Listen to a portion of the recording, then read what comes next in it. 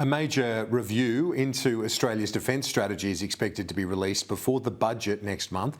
The Defence Strategic Review, conducted by Angus Houston and Stephen Smith, has been in the government's hands now for a number of weeks. Let's bring in Gus McLachlan, a retired Major General, now a senior advisor with Bondi Partners. Gus McLachlan, thanks for your time. I read your analysis on the Defence Strategic Review and what you want to see out of it, and the point that you make is Australia needs to think beyond the hardware and address the human or the military personnel dimension as well. Yeah, Kieran, we're in a really critical time with people in industry, the Defence Force themselves, waiting on the outcomes of the DSR. And of course, the strategic review is only enabled by what resources are available in the budget process. So there's a lot of people waiting with bated breath. There's people in industry who've invested significant amounts of money tooling up factories and buying equipment, have trained and retained staff while we wait in this period.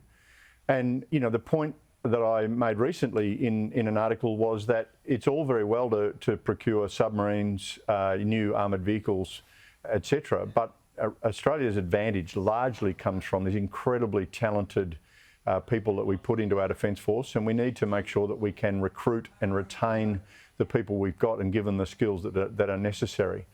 And it's a much more challenging, demanding operating environment than it was when I joined nearly 40 years ago. The situation is ambiguous. We've got this thing called grey zone conflict where combatants and competition is going on in difficult to detect circumstances. Who's an adversary? Who's a civilian? Is a vessel a shipping vessel, or is it a Chinese patrol boat? And so all of the things that we're going to have to equip people with are far more complex and challenging. So as important as those submarines and armoured vehicles are, we need to make sure we can recruit and retain the best people possible to equip them or to man them. And the other point that you've raised is that a lot of the new recruits, predominantly they're from Generation Z and they're digital natives. They've grown up basically with technology. They get into defence or the military and the technology's maybe not where they'd expect it to be, or it hasn't kept pace with what the new recruits would be used to. And look, I'm probably guilty of what I'm about to describe, Kieran. One of the things that you manage, when I was head of Army modernisation, is the balance between, the incredibly important role of getting the best, what I would call hardware, and that is the warfighting capability of the nation in the hands of the young women and men who are going to need it. But at the same time, you have to invest in what we call enterprise systems. So, training, simulation, computer networks, data analytic tools, and just the simple architecture of the digital and ICT systems to move that data around. So, defence planners, and I'm sure the Defence Strategic Review that Angus Houston and Stephen Smith did, is going to try and balance these things, and including in that infrastructure, facilities, accommodation. We've got big bear bases that we have built up on the northwest of Australia in order to position forces on the, if you like, the Australian boundary that faces up into the region.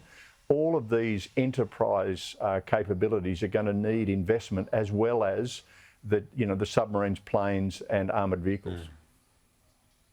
And sort of in defence of you and generals of your ilk, you're dealing with a scenario where there are roles now in the military and defence that wouldn't have been there just a few years ago. Yeah, look, it's a great point, and one of the things that our military has to come to terms with, and I think the service that is most in the position of let's call it threat or stress from the strategic review is the Army, because the traditional output of the Army has been, let's call it a rifle platoon supported by a tank or two, some infantry fighting vehicles, artillery and so on. It's possible now that you can achieve a similar effect with a couple of drone operators with an armed drone, supported by some cyber capability and long-range weapons.